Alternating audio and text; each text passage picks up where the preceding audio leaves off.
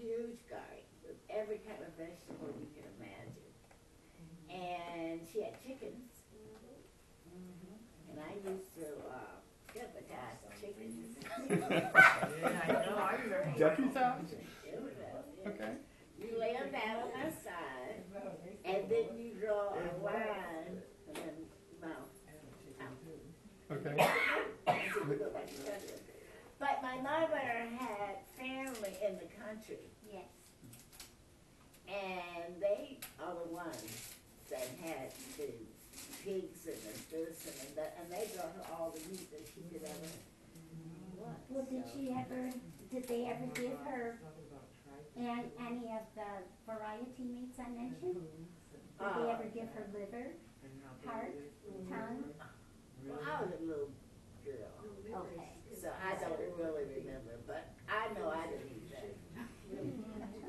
I've never been a deep lover. Okay. All right. I'm still not a deep lover. Okay. It's something else I want to share with everyone. We talked about cholesterol, and the thing about organ meats. Oh, am I in the No, way? no, Sorry. sure, that's all. But I want you to know, cholesterol is a part of the fat family, if you will. And as you can see it here, you have fat, and then you have trans fats, triglycerides, and other fats. You have cholesterol, which, as it says, no calories, and therefore you don't have to worry about that.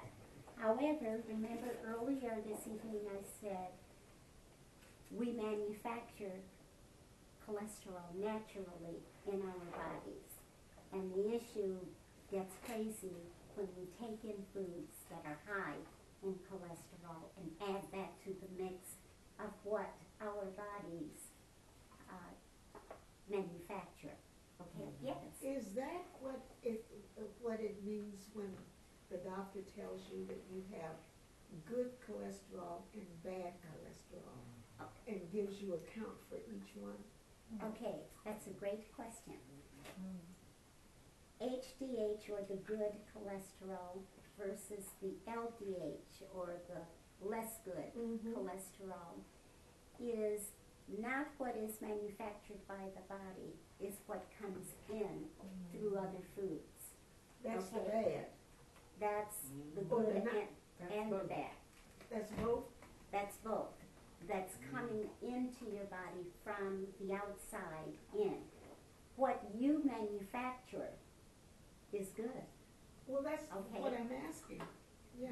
But that's not the issue. The issue is what is coming into you, so that okay, let me give you an example. All right, seafood Okay. has cholesterol. Right. We all know seafood is pretty much jamming. All right, however, many of the seafood we eat contain cholesterol. And prawns or shrimp would be an example. Name some other fish. Crab. And salmon, Salmon, catfish, crab, crab, flounder. lobster. Yeah. Crustaceans tend to have a moderate to high amount. Swordfish, Really? Yes. But is it good cholesterol and bad? swordfish, you also have an issue with some of the mercury, Yeah. and there's some other. Give me a minute. There's another one besides mercury that can be an issue. So no coming from tuna. I fish. told us you shouldn't do tuna too, right? Tuna, they're now saying, well, you might want to think Is it zinc? once in a while. No, That's zinc mercury, is not it. mercury. But what it, we'll just say mercury, whether farm raised or natural, we need to be careful, particularly if anybody is pregnant or lactating or older, they would need to practice caution. And so, with respect to the examples we have named, they have wonderful levels of cholesterol that are HDH, and then they have some within that same seafood that have an amount of LDH. So we have to be mindful of what we consume, how much, and how often.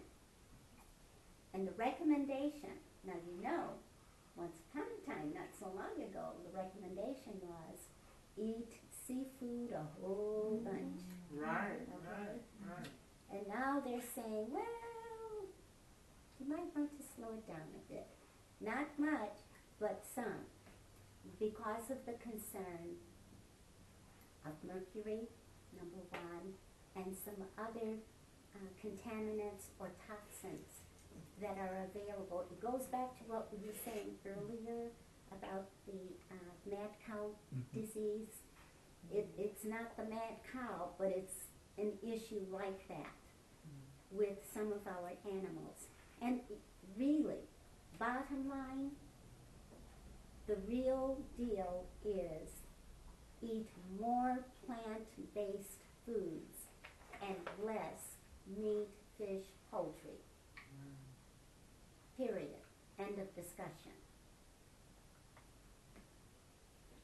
Yes, it goes back to your doctor saying, well, you know, look at items that are high in HDH and leave those that are LDL, have higher amounts of LDL alone, because they are connected to here and here, trans fats and saturated fats. And those two have a very deleterious effect on our heart. Cardiovascular disease and fats is a major issue. And as you can see on this chart, cholesterol is connected, even though it does not provide calories. And fats provide 9 calories per gram.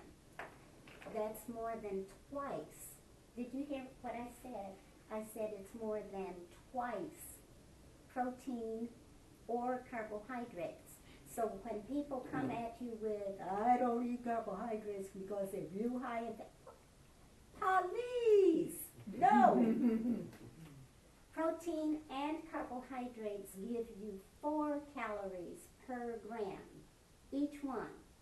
Protein 4 calories per gram, carbohydrates 4 calories per gram. Fats 9, that's more than twice, 2 1/4 more. Okay? It's what you put on your protein food and what you put on your carbohydrate food, and the kind of carbohydrates you eat. Okay? So, what is